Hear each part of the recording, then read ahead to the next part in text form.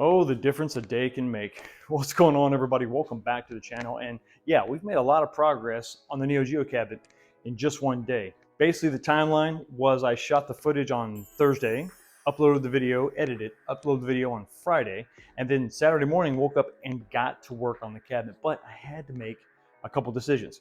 I was going back and forth about the side art. Everything else was, going to have to be addressed. The side art was something I was kind of waffling, going back and forth about. I decided to go ahead and bite the bullet, and I am going to replace this because I knew right off the bat the base was going to be painted black, which is no big deal.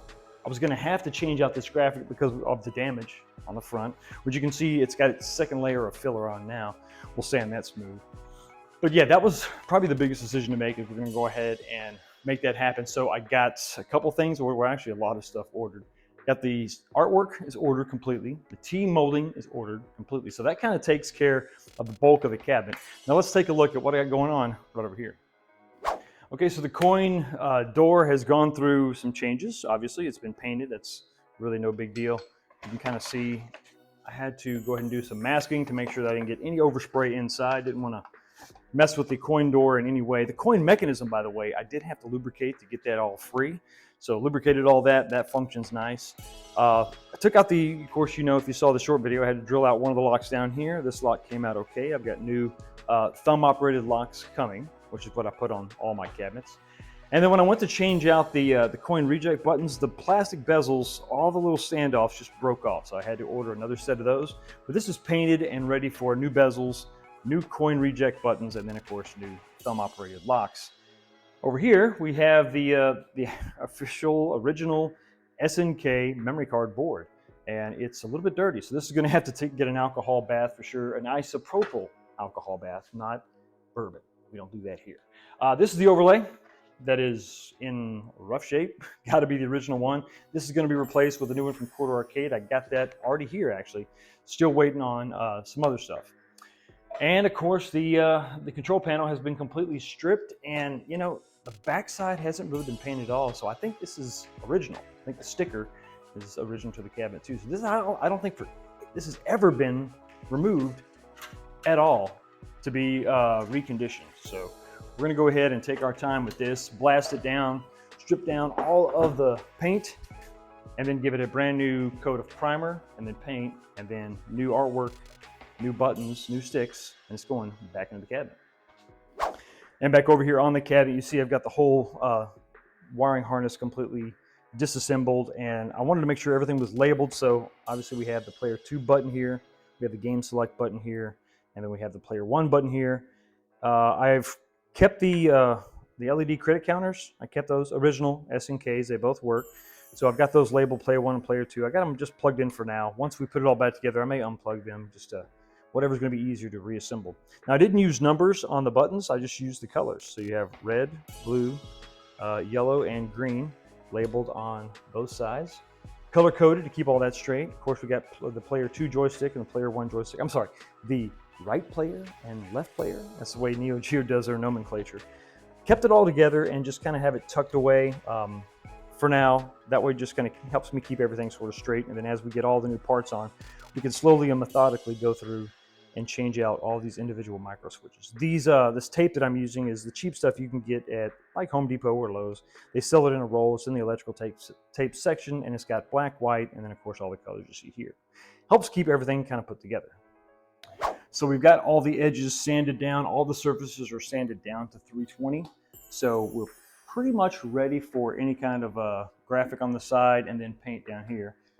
This still needs a little bit of attention. Obviously, I think I told you that. We're gonna have to sand that down for a second time to get it totally 100% smooth, and then we can put the graphics on. But before we do any of that, there's something I got to address, and it is the wheel situation. There were no wheels on the bottom of this cabinet, and there were no feet under this cabinet. One of the 4 threaded inserts was broken out, blown out, so I can't just put feet under it or buy some casters that have just a standard threaded connection. So what I'm going to have to do is come up with something different, right? I could go through and try to fix, I think the hole is right here. I think this one right here is blown out, but the other 3 are okay. I could try to repair that, or I can do what I've decided to do, and I'm going to use some of those Sega 1.5-inch casters, the swivel casters. They're a little lower profile and they have a big flange on them. There's like, that's a 4-bolt flange. So what I'm gonna do is I'm gonna lay this bad boy on its side with probably maybe this way. Keep it on the mat, probably get some of my moving blankets out to kind of take care of my baby. I've put a lot of work into this. And then I'll have the ability to reach in from the back.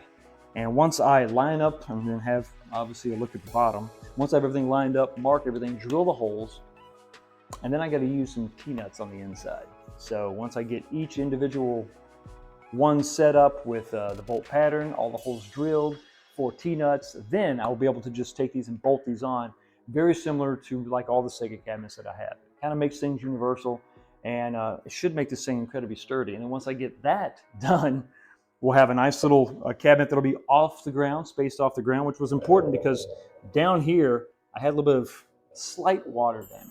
It was, I think, it was a combination of water damage and just dragging this cabinet around because it was just sitting wood right on the ground. And that's not what you want to do.